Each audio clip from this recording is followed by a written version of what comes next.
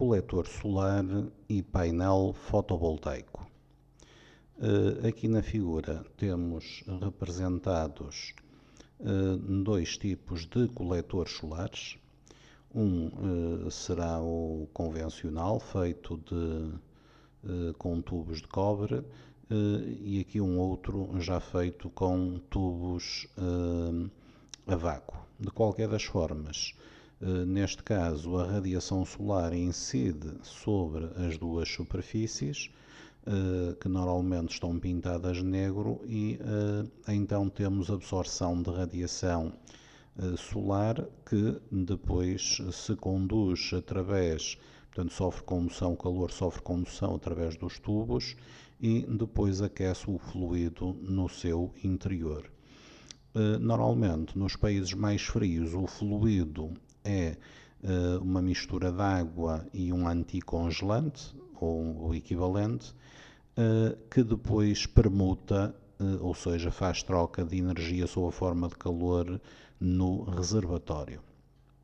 Além da absorção de radiação, condução nos tubos metálicos, por exemplo, aqui assim, no interior o fluido vai-se transferir por convecção, ou seja, a zona onde o fluido está mais quente apresenta menor densidade, o fluido, e então tende a subir, e vai aqui neste caso, por exemplo, para o reservatório. O fluido mais frio, como tem maior densidade, tende a descer e volta novamente à placa coletora, e temos este processo a repetir-se e desta forma conseguimos transferir a energia da radiação solar absorvida sob a forma de calor para o fluido e, em última análise, para a água, porque o objetivo de um coletor solar é aquecer água, normalmente. Além dos coletores solares, temos aqui assim um painel fotovoltaico que converte a radiação solar em energia elétrica. Como estamos aqui a falar da radiação solar, vamos então ver o aspecto que nos apresenta as diferentes radiações enviadas a partir do Sol.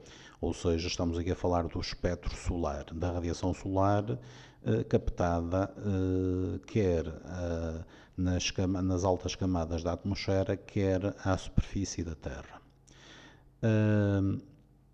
Qualquer objeto, devido à agitação térmica, emite radiação em diferentes comprimentos de onda. Isso é o que acontece com o Sol, por exemplo, ou com qualquer outro objeto. De qualquer das formas, o Sol, como no interior do Sol ocorrem um conjunto de reações nucleares, essas reações também libertam energia e fazem com que o Sol emita no ultravioleta, no visível e no infravermelho. Essencialmente é aquilo que chega à Terra.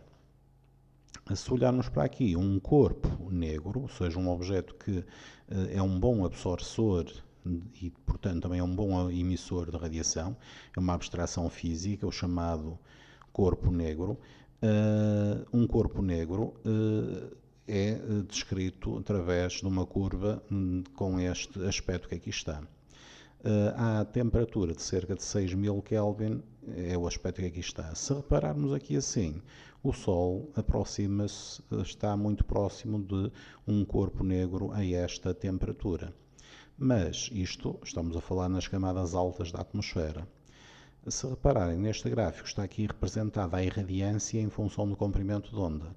A irradiância tem unidades watt por metro quadrado por nanómetro, ou seja, potência por unidade de área por comprimento de onda. Normalmente nós utilizamos o watt por metro quadrado.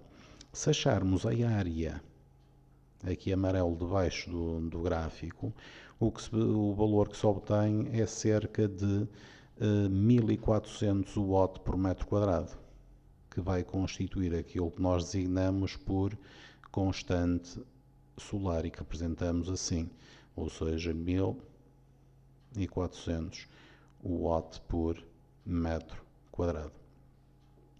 Naturalmente, como várias moléculas que existem na atmosfera têm a capacidade de absorver determinado tipo de radiações, se formos determinar a irradiância, considerando apenas o watt por metro quadrado, potência por unidade de área, à superfície da Terra, obtemos um valor inferior aos 1400 e naturalmente para cada região do planeta essa mesma irradiância terá um valor, será maior naturalmente junto do Equador do que quando nos afastamos para os polos. A irradiância pode ser representada pela letra I ou então também pode ser representada da seguinte forma: R é igual à potência por unidade de área. Potência em watt, área em metro quadrado, portanto a irradiância vem em watt por metro quadrado. Estas definições e estes conceitos muitas vezes são utilizados no caso quer dos coletores, quer no caso dos painéis fotovoltaicos, no cálculo, por exemplo, do rendimento. O rendimento há de ser a razão entre a energia útil e a energia fornecida ao coletor ou ao painel. Multiplicamos por 100 para vir expressa em percentagem. Aqui a energia útil, no caso do coletor solar, corresponde à energia que efetivamente se transforma em calor e que aquece o fluido, a água, por exemplo. Enquanto que a energia fornecida corresponde à energia solar, à energia da radiação solar que chega ao painel e que pode ser calculada a partir daqui. Se eu conhecer a irradiância, a área, posso tirar a potência. Como a potência corresponde à energia por unidade de tempo, podemos facilmente calcular a energia fornecida. Naturalmente que o rendimento também pode ser calculado em vez da razão das energias úteis e energia fornecida, pode ser também calculado através da razão entre a potência útil e a potência fornecida. Ou seja, poderia ser potência útil sobre potência fornecida vezes 100. Vamos agora então ver dois exercícios que proponho aqui, nomeadamente um exercício com um coletor solar. Temos aqui a radiação a incidir no coletor, há aqui um fluido que aquece e depois vai permutar calor através desta serpentina e aquece a água no interior deste depósito. Temos aqui assim a área do painel. É boa prática sublinhar. Temos aqui a irradiância, 800 watt por metro quadrado. Temos aqui a massa d'água. Temos aqui assim o intervalo de tempo. E temos aqui o aumento de temperatura. Com a massa, com a variação de temperatura e com a capacidade térmica máxima é possível calcular, portanto, massa, variação de temperatura e capacidade térmica máxima é possível calcular a energia útil, por exemplo, com a irradiância e com a área do painel, podemos calcular a potência fornecida, com o intervalo de tempo podemos calcular a energia fornecida. Naturalmente que a partir daqui assim é relativamente fácil calcular o rendimento associado a este painel ou este coletor solar. Depois há aqui uma outra questão que poderão depois ver com mais atenção. Finalmente, ainda temos aqui uma outra questão que poderá dizer respeito ou não a um coletor ou um painel. De qualquer das formas, olhando para aqui, sabemos o rendimento, depois poderão ler com alguma atenção. Temos aqui assim a irradiância e diz que a habitação consome cerca de 5.260 kWh de energia por ano. Reparem, aparece aqui uma base de tempo que é o ano e depois falamos aqui que temos em média 6 horas de sol por dia. Ora, o ideal é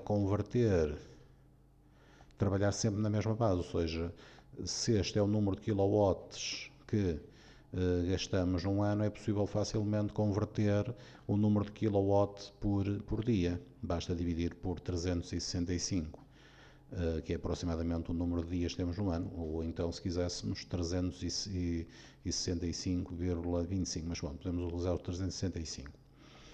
Um outro aspecto que importa aqui ver é que esta forma de exprimir a energia que se consome na habitação é o kWh.